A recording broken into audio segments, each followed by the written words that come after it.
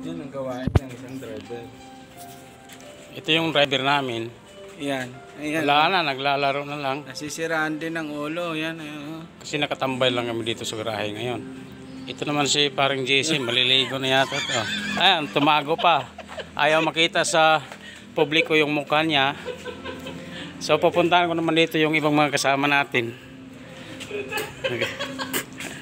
Ayan si Mamo. Sekretary namin. Maliligo na. Sino yan? Anak ko yan. So, punta naman natin dito yung iba. Ay, nagluto na. Ano ba yung niluto mo, Ana? Isa ko ng may tokwa. Ha? Pechay na may tokwa. Ah, pizza na may tokwa. Oh, may tokwa. Baka may blood. Wala Ay, di ma, blood, wala namang pera. Ha? Di ma, blood, wala namang pera pambili.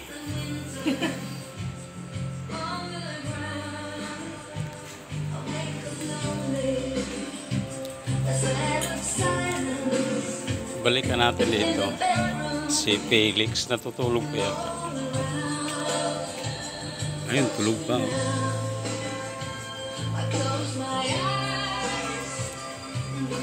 Balik tayo dito.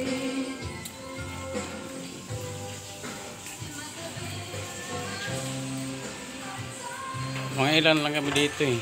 Siguro 6.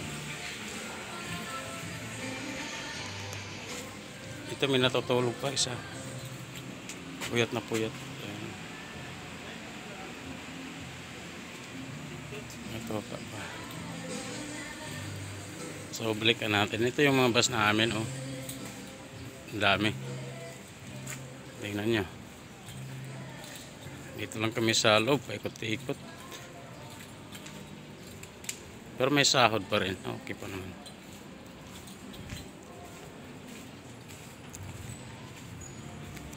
So, balik na lang tayo mamaya.